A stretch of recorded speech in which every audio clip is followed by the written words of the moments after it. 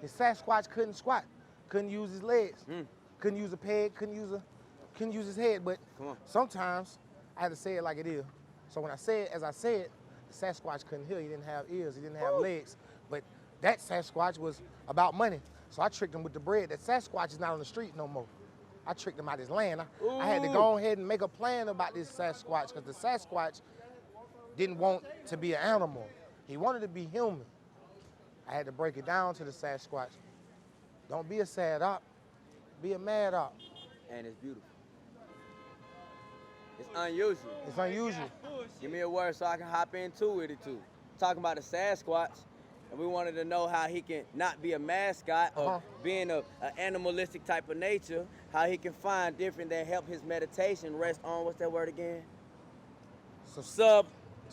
Supernatural. Okay, yeah. Supernatural situations. Yeah. So if we're talking about things being supernatural, then we have to stop and realize that a cosmic magic happens right here between me and you finding attraction. But between me and you finding the magnetism that helps us get outside this prism of us spiritual to get to God. We just found a direct connectivity that allow us to get past the facade. But speaking of that prism, I'm trying to speak about the light to get them out them prisons, them boxes, them cages. I'm trying to go ahead and manifest things that they ain't seen before. And I'm trying to help them see that if they just get up and see a book, then they don't have to read no more. Then they'll start writing scriptures and they'll get out of that prison.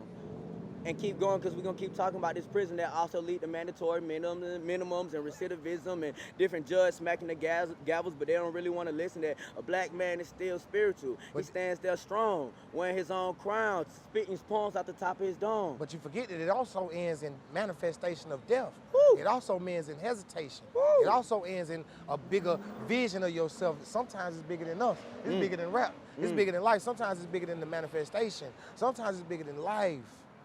But I don't want to talk about the prisms or the prisons. I want to talk about the vision.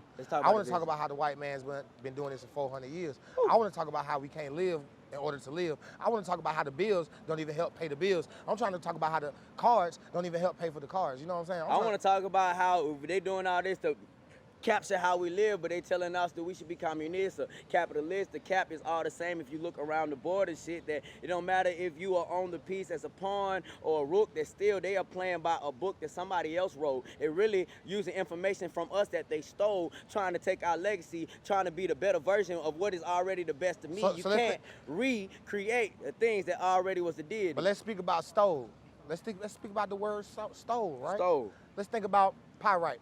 What they call it, fool's gold or fake gold, but is it fake or is it a mineral from the earth? Because even fake ain't fake, because real ain't real no more, right? And fake can't heal no more, right? See, sometimes you gotta go back to the origination of it. See, stole ain't stole is borrowed, borrowed is given, given is got.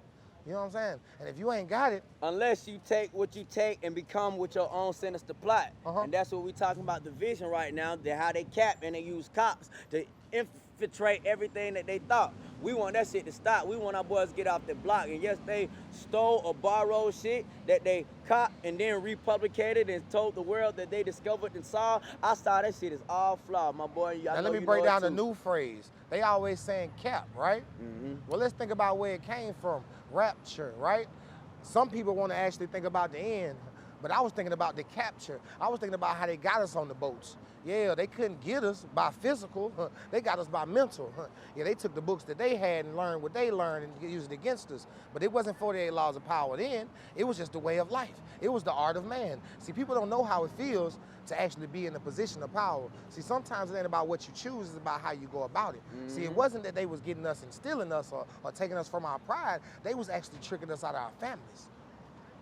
And getting us to be convinced of their lies. Yeah. Meanwhile, they were just sowing a devise, butt breaking us in front of all of their eyes, and meanwhile, they was disrespecting our wives, telling them to come on in, giving us a different power predicament where we can't even get the love that we need from our own family and our friends. So what happens to the kids? The kids grow up learning to be mentally fucked, not knowing how to preach the father or the mama. So they feel lost and stuck in the mud, trying to drag their feet. So now they see everything that they do move with sludge, feeling like progression is just not happening fast enough. So fast forward to the present day, where do we stand? Right here on this impromptu ass stage, trying to give this wisdom to everybody in the world today or people that might see this later. We don't know. We standing here in this meditation just saying that Only thing matters if most of us clap our hands and realize that we're our own man, that we got to define our own, that it ain't about racism and it ain't about spitting off the dome. It's about how you continue to let your light shine and allow your spirit to glow.